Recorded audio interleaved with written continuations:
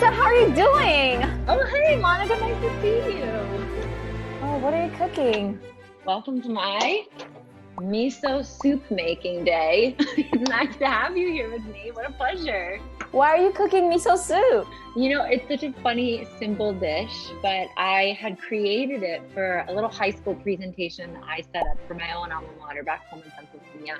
Wow. There's quite a few food deserts there, and these kids, these high school age, almost adult kids, were not familiar with what tofu was. I kind of freaked them out a little bit when I had this sitting out for them to try. It does look And weird if you have it no. does look weird. It's like this In white all thing. its What is forms, this? It looks weird.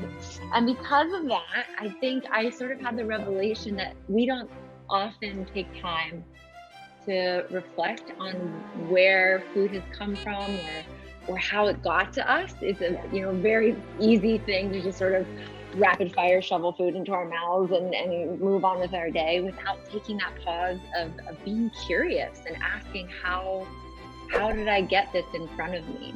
I'm sure it comes up all the time in business world too. It's just the simple tofu brought it out for me.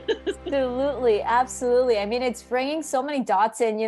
I'm guilty. I think when I first had tofu, I'm like, wait, what? This is beans? Wait, the color's different. What do you mean? and you were mentioning just a moment ago that, like, especially with miso soup, as you're pouring water, like what's actually in it that mix, because it's not just water. You have what was it, the miso paste that you said? Yeah, exactly. In my bowl I have just miso paste. And miso paste, to break it down a little bit in a simplified way, is basically just soybeans, the same way that tofu is, that's been fermented. So it has a little bit more of a rich, almost yeasty flavor. It's got a lot of really kind of bright components, and it's really healthy for us. It's got really good bacteria that lives in it. Kind of amazing. So we've got this little trifecta of soy happening without even thinking about it. We've got a little bit of tofu, which comes from the soybean. We've got miso, which is fermented version of said soybean. And then we've got soy sauce for a little bit of flavor. It's exactly the same, just fermented a little bit differently. Kind of wild. What's crazy to think about it, because I think as somebody who sucked at science and like that formation of, like, I remember like thinking about the first time I understood how, hey, water, ice, and air is connected. I'm like, wait, what? But they all look so different. Like, how are they connected? And I think you're reminding us with that story that it's so important. I think often in the workplace, we think about the result, but we don't understand how there's different segments that connects to it. And it reminds me of, even for me, whether it's realizing that tofu and tofu bean and all of this is connected, but also that humble reminder of, like, how am I actually taking the time to be curious and asking questions? And like, I think I've been guilty at times where, when something is stated that, tofu is supposed to look this way, right? Like certain things are done this way, you stop questioning because it's like, okay, I guess that's the only version, and not digging enough to explore. Right. Absolutely. Yeah. And you do yourself a disservice when you don't actually ask the why. And had I not introduced the why to these beautiful high school friends, do they now like miso soup? I won so many of them over, Monica. I was so pleased. So happy, and I'm so sad I'm not there. Is it already ready? It's already ready. It's just that quick. Isn't that amazing? Whoa. And folks, if you were here, we didn't realize, welcome to Innovator's Kitchen. We already finished making miso soup, where we pair cooking with leadership lessons, taking a bite into this wisdom. This is such a timely moment for us to think about the why, the curiosity, understanding where the source is as we celebrate Earth Day in April. Yeah, like what do you hope that more leaders keep in mind to take the time to think about where things are from? Like, it's a hard thing, I think, to train your brain to do. To pause and reflect and have these sort of moments of almost meditation, where you're sort of like, we get so focused on the day to day, I think, and when we are able to take a step back and ask these difficult questions, I think, Monica, you're so good at poising them. I try.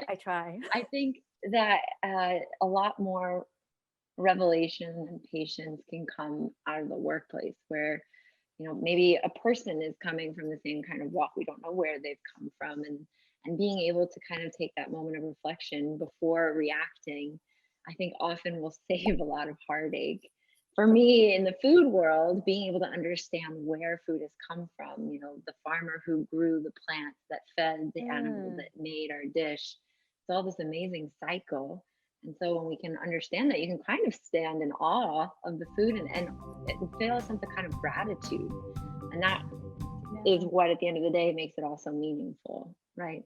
Yeah, it reminds me, I think, especially starting up in the career. I mean, most people start their career from the bottom. I think when we do, we forget when we get to a higher role that everything that we have is by somebody. I mean, every product, literally, not just food, the packages that we receive, the products that we have every day, it's gone through multiple people. Oh, I so wish I could eat with you. So many people and care. And I love that you're reminding us, especially as we celebrate Earth Day together, that how are we taking a moment to really be curious about the source, what journey it took to be where it is, whether it's the products and the people. And I loved your reminder that the people that walk into our door, like, what's their story? What's the tofu story to get to that table?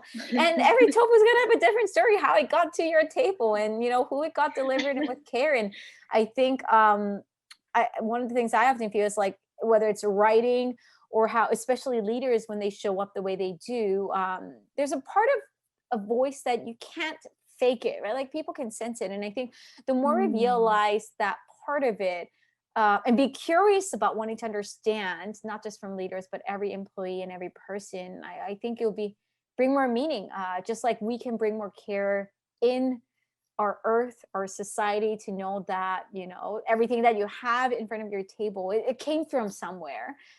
Through many people in care. And I love your reminder that at times, even if that miso looks different the first time, and actually, if you don't mind showing on camera for folks who still might not have tried miso, it could look, so they sometimes can't see it. Miso paste is a very funny little kind of, obviously it's changed color. It went from being something that looked a little like this when it was ground up and pressed. How does that happen? Why does that happen? It's a fermentation process. So when it ferments, the good bacteria start to form, and there's a little bit of, these extra cultures that get added. So it starts to transform the color. And if you've ever seen, fermented pickles, or you've had even our kimchi, that's something that ferments, so the color totally transforms. And this just in the paste form, when you blend it with some hot water, totally dissolves, get good bacteria.